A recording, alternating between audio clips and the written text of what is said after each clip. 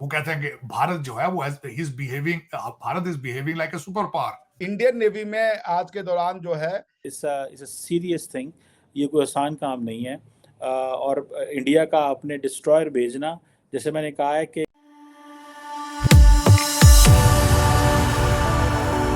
जय हिंद दोस्तों, मेरे चैनल मोदी देश में आपका स्वागत है।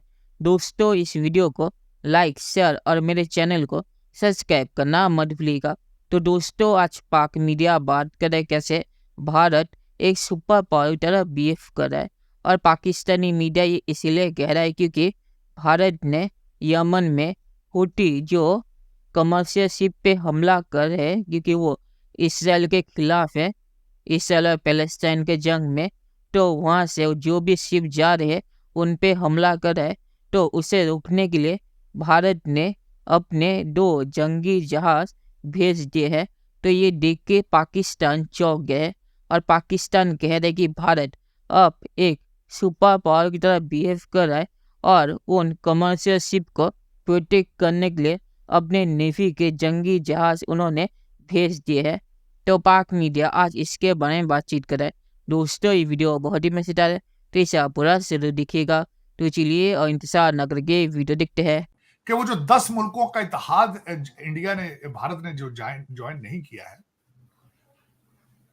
उन्होंने उसका रिजल्ट क्या निकाला है। उन्होंने एडन यमन में अपने ISS कोची और ISS कलकत्ता को वहां भेज दिया। अमेरिका को वो भी पसंद नहीं है। वो कहते हैं कि भारत जो है वो Bharat is behaving like a super power. वो कहते हैं हमारे ये तो भाई खुद अपने मसले खुद ही हल कर रहे हैं, हमारे पीछे नहीं आ रहे, हमारी टीम में नहीं आते, तो खुद ही लीड करना शुरू हो गए। तो ये सारी चीजें उन्हें चुभती तकलीफ होती। देखिए, कोई भी इनकी जगह हो तो तकलीफ हो उनको। खुद की इकोनॉमी खुद बैंकरप्सी पे पहुंचे में, उधर उनकी जो है वो इकोनॉमी वो 7.8% पे चल रही है, तो तकलीफ तो है ना। गोरा किस तरह बर्दाश्त करेगा भाई। जहां हमारे दादे पोते जो इनके दादे परदादे जो थे ईस्ट इंडिया कंपनी वाले, मोदी साहब ने बहुत बदला लिया है। वो कहां गए थे सबसे पहले? सूरत में गए थे 16वीं सदी में, 1600 में सूरत गुजरात में गए थे। मोदी साहब, आपने बड़े सही तरीके से इनको काबू किया। तो वो बर्दाश्त तो नहीं होता ना भाई। ईस्ट इंडिया कंपनी जो थी, हम जाते थे पूरे मुल्क के ऊपर, अब इतनी हुकूमत की है, अब वो लोग आंखें दिखाते हैं। ऋषि सोनक साहब भी भारतीय हैं, यहाँ सारी कंपनियां ये तो हथियार फेंक चुके हैं, क्योंकि इस वक्त इनसे तो अमेरिका नहीं चल रहा है। इसको तो भारतीय इस वक्त जो बच्चे इंडियन इंस्टीट्यूट ऑफ टेक्नोलॉजी के पढ़े हैं वो चला रहे हैं अमेरिका को। वो बर्दाश्त तो नहीं होता ना सर। अब तो जो डिफरेंट स्टेट्स हैं भारत की, वो भी इकोनॉमी में बहुत आगे बढ़ने लगी है। अभी यूपी की खबर आई थी कि यूपी में जो है उनकी भी बहुत ज्यादा वो लोग आगे बढ़े हैं अपनी इकोनॉमी को लेकर, यानी स्टेट्स जो हैं वो अब अलग अलग आगे बढ़ रही हैं। तो इस तरह से तो सिर्फ फोकस उनका इकोनॉमी आरजू वहां की मैंने देखा है। सबसे अच्छी बात जो है उनकी, भारतीय स्टेटें एक दूसरे के साथ कंपीट करती हैं, बिजनेस में परफॉर्म करती हैं। वो उनके बच्चे लंदन में तो नहीं ना भाई। वो लूट मार का कारोबार तो आपका है ना, उनका तो नहीं है। वो तो उनकी तो प्राइड है। उनकी तरक्की का सीक्रेट ही ये है कि वो नेशनलिस्ट हो चुके हैं। वो कहते हैं हम भारतीय हैं, हम भारत को आगे लेके जाएंगे।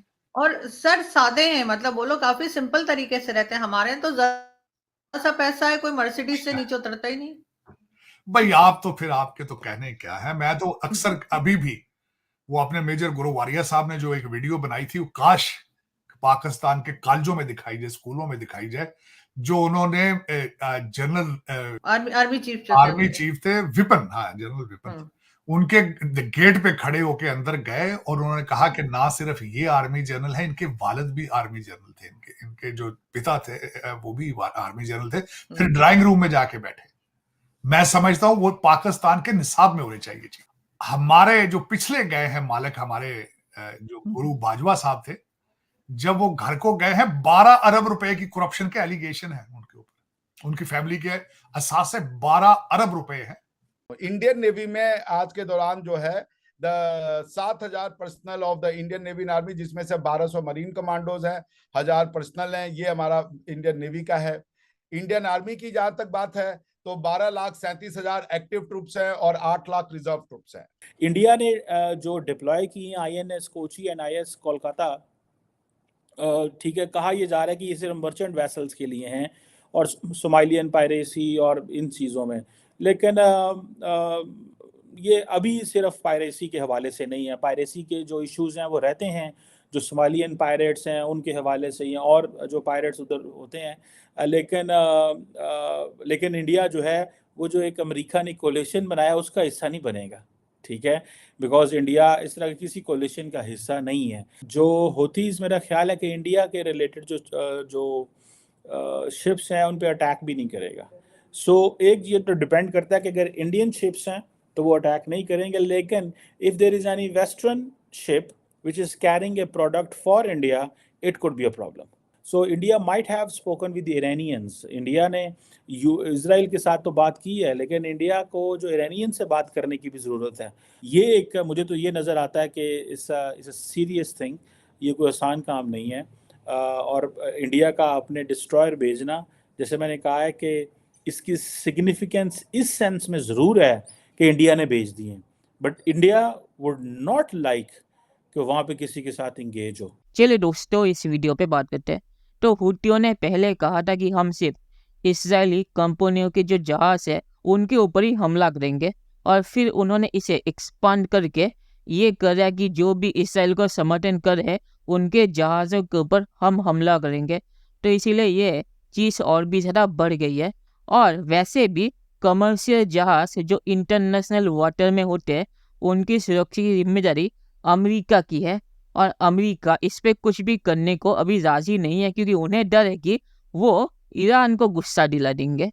तो उन्होंने लोगों से वादा क्यों किया था कि इंटरनेशनल वाटर में जो भी कमर्शियल शिप होगी उसकी सुरक्षा की जिम्मेदारी अमेरिकन नेवी की होगी।